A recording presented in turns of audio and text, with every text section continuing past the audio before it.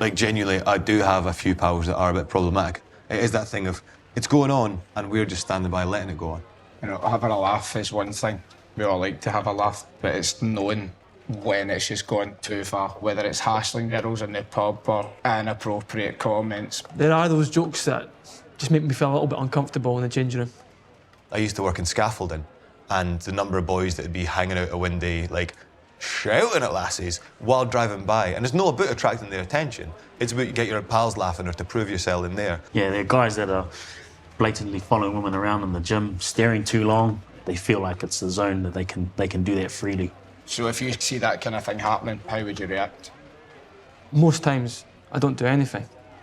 Yeah, we've all seen it. We've all been bystanders to it and done nothing about it. When we don't do anything, it gives the message that we actually don't care or we're okay with what's going on. It's like as if they've been given a permission to carry on. Yeah, if we do nothing, we're part of that issue, we're part of the problem. And the only way I can see that changing is if we talk about it.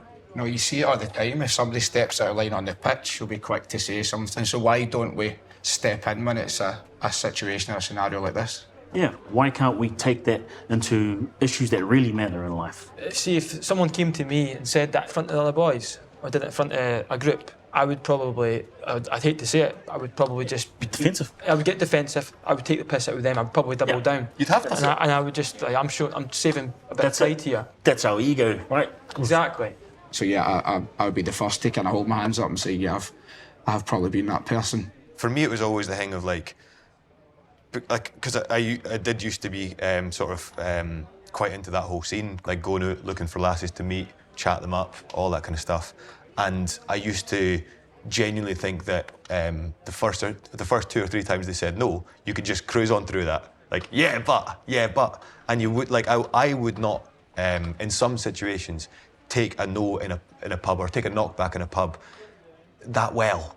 And I think that had the right to that woman's attention for as long as I wanted it.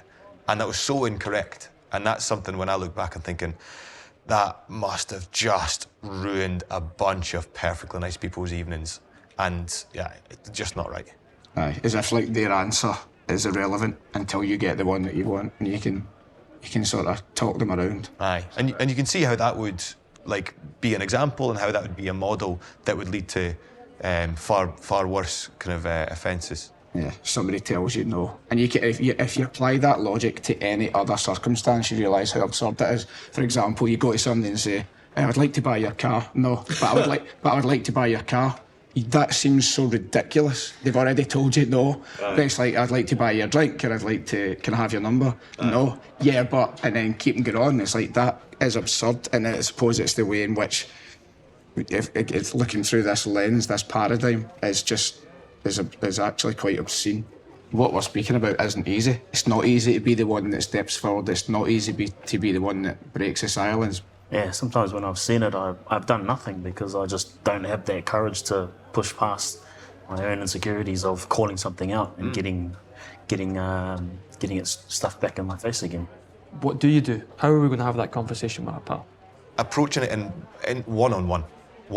Get with your actual close friends that we trust and trust us. Because you didn't want to be calling them out. I'd be thinking, like, you're letting yourself down here, and I'd want to intervene before you did something worse. I think that's a really interesting perspective of saying it's making you look bad. You know, you're saying it in somebody's best interest, because we know that shaming doesn't work. Trying to sort of dig people out in front of people doesn't work. And if, you know, you're saying it in somebody's best interest, it's not in trying to castigate you, I'm trying to get you in trouble. It's more like, you're my pal. Aye. And, you know, I'm kind of looking out for you. You know, I want you to be seen in a good light. I want you to be a better guy. But I have been pulled up on behaviour, so I know the feeling. It's quite mortifying. Like, I do get ashamed of it, and you do want to kick against that. I mean, it might hit your ego initially, but take it on the chin. And I think we have to push past that. It comes down to the tone, how you portray that message, and that really kind of relies on the relationship you have with your mates. You know how to speak to them. You know what works for certain pals, which doesn't work for other groups of your mates. So use that.